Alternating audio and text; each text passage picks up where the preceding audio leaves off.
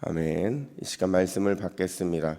이 복된 시간에 주시는 하나님의 말씀은 우리 계속해서 마태복음 7장 7절에서 12절까지의 말씀입니다.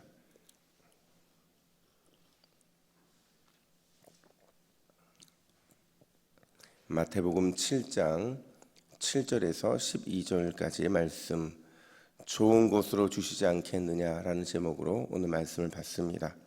우리 7절부터 12절까지 함께 교독합니다. 구하라, 그리하면 너에게 주실 것이요, 찾으라, 그리하면 찾아낼 것이요, 문을 두드리라, 그리하면 너에게 열릴 것이니, 구하는 이마다 받을 것이요, 찾는 이는 찾아낼 것이요, 두드리는 이에게는 열릴 것이니라. 너희 중에 누가 아들이 떡을 달라 하는데 돌을 주며 생선을 달라 하는데 뱀을 줄 사람이 있겠느냐? 너희가 악한 자라도 좋은 것으로 자식에게 줄 줄 알거든 하물며 하늘에 계신 너희 아버지께서 구하는 자에게 좋은 것으로 주시지 않겠느냐? 그러므로 무엇이든지 남에게 대접을 받고자 하는 대로 너희도 남을 대접하라. 이것이 율법이요 선지자니라. 아멘. 어느 한 미국 가정에 이제 막 주일학교를 시작한 아이가 있었다고 해요. 근데 하루는 이제 엄마가 아이가 잘 잠들어 있는지 이렇게 문에 귀를 기울이고 있었는데 방에서 이상한 소리가 들리는 겁니다. 무슨 소린가 봤더니 아이가 A, B, C, D, E, F, G 이렇게 알파벳을 막 말하고 있는 거예요. 하도 이상하니까 엄마가 문을 열고 아이를 묻습니다. 너 왜 잠 안 자고 자꾸 알파벳을 반복하고 있니? 그랬더니 이 아이가 하는 말이 엄마 저 기도 중이었어요 이러는 거예요. 그래서 아니 무슨 기도를 알파벳을 반복하고 있니? 그랬더니 하는 얘기가 기도를 어떻게 해야 하는지를 잘 몰라서, 근데 목사님이 지난주에 설교하실 때 하나님은 우리의 필요를 다 알고 계신다고 하잖아요. 그래서 제가 알파벳을 부지런히 말하면 하나님이 필요한 단어들을 조합해서 알아들으실 것 같아서 그래서 알파벳으로 기도를 했다 이렇게 말을 했다라는 거죠. 여러분, 이 아이의 기도를 하나님이 받아주셨을까요? 예, 하나님은 이미 마음을 보시고 들어주셨으려고 저는 확신이 들더라고요. 여러분, 우리가 오늘도 산상수훈을 하게 되는데 주제가 좀 반복되는 것 같아요. 분명히 세 가지 앞서 주제를 말하면서 6장에서 기도에 대한 내용을 했거든요. 근데 오늘 또 기도의 내용을 하는 것 같다라는 거죠. 근데 결론부터 말하자면 오늘 본문은요, 여러분, 기도에 대한 내용이 아닙니다. 물론 기도의 내용이 아예 없는 건 아니지만 조금 더 근원적인 얘기를 해주고 있어요. 그 근원적인 얘기가 뭐냐? 하나님 의존적인 신앙에 대해서 강조를 하고 있다는 거죠. 그러니까 쉽게 말하면 우리가 어떻게 하나님을 의존해야 하는가, 그 내용에 초점을 맞춰서 오늘 본문이 진행이 되고 있다는 거예요. 우리 7절 말씀을 같이 한번 읽어볼까요? 7절입니다. 시작. 구하라, 그리하면 너에게 주실 것이요, 찾으라, 그리하면 찾아낼 것이요, 문을 두드리라, 그리하면 너에게 열릴 것이니. 아멘. 여러분, 예수님이 제자들에게요, 구하라고 말씀하십니다. 또 찾으라고도 말씀하세요. 문을 두드리라고도 말씀하십니다. 근데 여러분, 이 표현이요, 너무 저는 아쉬워요. 이 표현이 원문을 그대로 살리지 못하다 보니까 그냥 단순히 우리에게 기도해야 되는 것처럼 말하는 본문이 돼버렸거든요. 근데 원래 본문을 보면 반복과 계속이 굉장히 강조되고 있는 본문이라고 볼 수가 있어요. 그래서 원문에 맞게 번역을 해보면 이렇습니다. 계속 구해라, 그러면 반드시 주십니다. 계속 찾으라, 그러면 꼭 찾게 해 주십니다. 계속 문을 두드리라, 그러면 무조건 열어 주십니다. 바로 이런 표현이라는 거죠. 느낌이 좀 다르지 않습니까? 그냥 단순히 구하고 찾고 문을 두드리는 것보다 계속 구하고 계속 찾고 계속 문을 두드리라는 것은 어감도 다르고 뉘앙스도 다르다는 거죠. 여러분, 그러면 아주 중요한 질문 하나를 드리면 왜 예수님은 제자들을 향해서 계속 구하고 찾고 문을 두드리라고 말씀을 하시는 걸까? 이게 하나님 의존적 신앙과 어떤 관계가 있는가? 여러분, 두 가지 이유가 있는데요. 하나는 뭐냐면 계속 구하고 찾고 문을 두드리라는 예수님의 말씀 속에는요, 우리가 계속 구하고 찾고 두드려야 할 상황이라는 것을 말씀해 주시는 거예요. 쉽게 말하면 이런 거죠. 우리는 구할 수밖에 없는 자들이라는 거예요. 찾을 수밖에 없는 자들이라는 거예요. 문을 두드릴 수밖에 없는 자들이라는 거죠. 그만큼 항상 우리는 늘 무엇인가 부족한 인생이라는 것을 전제라고 말씀하신다는 거예요. 여러분 생각해 보세요. 우리가 벌고 또 벌어요. 또 사고 또 사요. 채우고 또 채워요. 그래 왔는데 삶에 만족함이 있던가요? 없습니다. 늘 더 벌어야 하고 늘 더 사야 하고 늘 뭔가 더 채워야 하는 게 우리의 삶의 실존이라는 거죠. 그래서 예수님은요, 우리 보고 계속 구하래요. 계속 찾으래요. 계속 두드리래요. 그래야만 살 수 있는 존재가 바로 너희들이야. 이렇게 지금 말씀하고 계신다라는 거죠.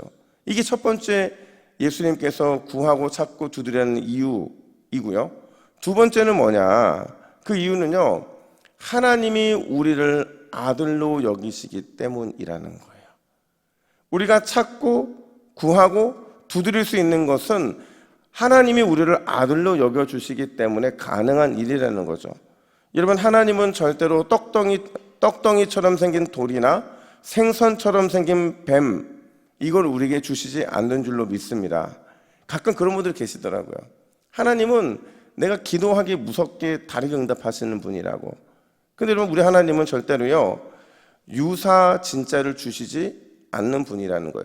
진짜를 주시면 진짜를 주셨지, 떡처럼 생긴 돌덩이를 주거나 이 생선처럼 생긴 뱀을 주시는 분이 절대 아니라는 거죠. 왜냐하면 하나님께 우리는 어떤 존재예요? 아들이고 딸이기 때문이라는 거죠. 특별히 유대인에게 있어서요, 아들은요, 그 대를 이어야 하는 존재거든요. 하나님이 주신 기업을, 산업을 이어야 하는 존재이기 때문에 이렇게 귀한 자에게 절대로 유사 가짜를 주실 이유가 없다라는 거예요.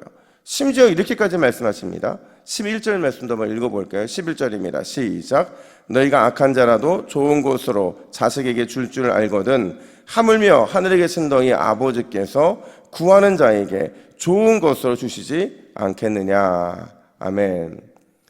여러분, 인간 아버지, 그 아버지도요, 그 아들이 악하든 선하든 상관없이 항상 좋은 거 주신다는 거, 좋은 거 주기를 원한다는 거죠.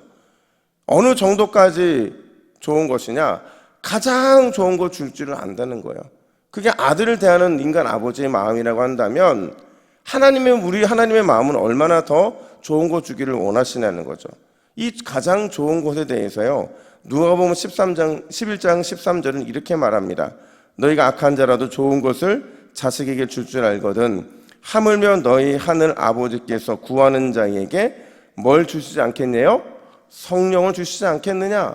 여러분, 성령은 우리의 필요를 가장 잘 아시는 줄로 믿습니다. 성령은요, 우리에게 가장 중요한 게 무엇인지를 아세요. 그래서 성령을 주시면 다 주시는 거라는 거죠. 여러분, 우리가 기도할 때 성령이 함께 기도해 주시는 줄로 믿습니다. 모든 기도의 제목이 성령을 통해 하나님 앞에 상달되게 될 줄로 믿습니다. 물론 우리의 기도가 원하는 대로 응답되지 않을 수 있어요. 그럼에도 불구하고 성령은 우리 인생의 가장 최고의 응답을 주시게 하는 줄로 믿습니다. 이걸 바로 예수님이 오늘 그걸 말해주기를 원하신다라는 거죠. 근데 여러분, 더 중요한 한 가지가 더 있어요. 우리 12절 말씀 같이 한번 읽어볼까요? 12절입니다. 시작. 그러므로 무엇이든지 남에게 대접을 받고자 하는 대로 너희도 남을 대접하라. 이것이 율법이요 선지자니라. 아멘. 여러분, 가장 좋은 걸 주시겠다고 약속하시고서는 갑자기 예수님이 황금줄 얘기를 하십니다. 그러니까 갑자기 대접을 하래요. 이 대접하는 게 하나님을 의존하는 삶과 과연 무슨 의미가 있어서 이러느냐? 여러분, 유진 패터슨 목사님이요, 메시지 성경에서 이 본문을 어떻게 번역하냐면 이렇게 번역합니다. 여기 간단하지만 유용한 행동 지침이 있다. 사람들이 너에게 무엇을 해주면 좋겠는지 자문해 보라. 그리고 너희가 먼저 그들에게 그것을 해주어라. 하나님의 율법과 선지자들의 설교를 다 합한 결론이 이것이다.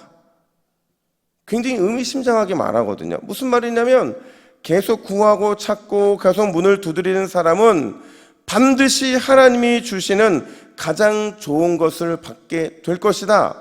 그러니 그 믿음을 갖고 선제적으로 먼저 사랑을 베풀라는 거예요. 성령께서 가장 좋은 걸로 주실 것이기 때문에 너희 안에 이미 그것으로 준비되어 있는 가득 찬 것이 있을 것이다. 먼저 좋은 것을 좀 나눠주면 좋겠다. 이게 바로 황금률이고 진짜 믿음이라는 겁니다. 여러분, 하나님께서 여러분들의 간절한 소망과 간절한 기도에 오늘 반드시 응답해 주실 줄로 믿습니다. 그렇다고 한다면 여러분, 이미 받은 줄 믿으셔야 돼요. 이미 주신 줄 믿으셔야 되고요.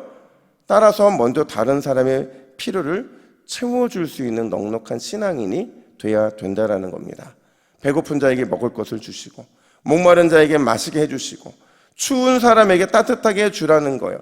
그렇게 해도, 그렇게 나누어주고 채워주고 베풀어 주어도 하나님이 우리에게 주시겠다고 약속하신 것은 우리가 나누어준 것보다 훨씬 더 크다는 거예요.